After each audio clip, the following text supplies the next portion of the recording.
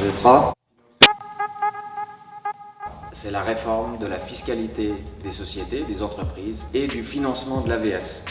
D'une part, eh bien, on réforme le taux d'imposition des sociétés en Suisse. Et puis d'autre part, eh bien, pour les citoyens, pour les Suisses et les Suissesses, eh bien, on refinance l'AVS, les retraites, en injectant 2 milliards de francs par année. Voilà.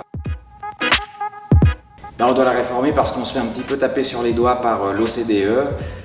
D'ailleurs, ils ont bien raison parce qu'en Suisse, on a des sociétés étrangères, des grosses sociétés, par exemple des multinationales, qui payent à peu près moitié moins d'impôts sur leur taux que les sociétés locales, les PME genevoises.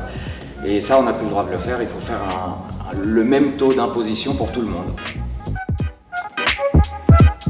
Dans notre système suisse, eh bien, on a le plan fédéral qui va fixer le cadre de la loi. Et puis ensuite, il faut le mettre en application canton par canton.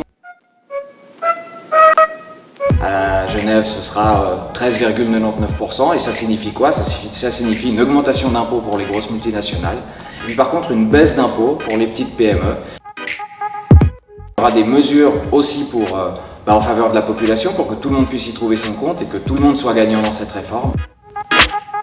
Et 20 millions pour les crèches, donc des mesures pour la petite enfance. Eh bien, il y aura des mesures pour soulager les familles face à leur assurance maladie, au paiement de leur prime maladie.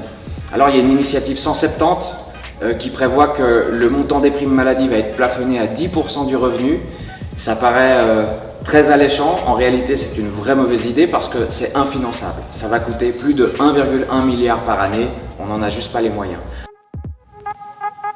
Alors nous, ce qu'on propose, eh bien, c'est de verser 186 millions de subsides à l'assurance maladie, en plus de ce qui existe déjà actuellement. Aujourd'hui, il y a 53 000 familles qui bénéficient de subsides.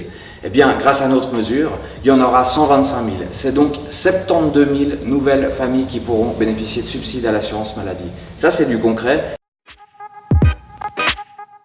Le 19 mai, c'est très simple, tu votes oui à la RFFA fédérale, oui à la RFFA cantonale, non à l'initiative 170, oui au contre-projet à l'initiative 170, et puis il y aura une question subsidiaire en cas d'égalité, il faut voter pour le contre-projet. Voilà, c'est aussi simple que ça.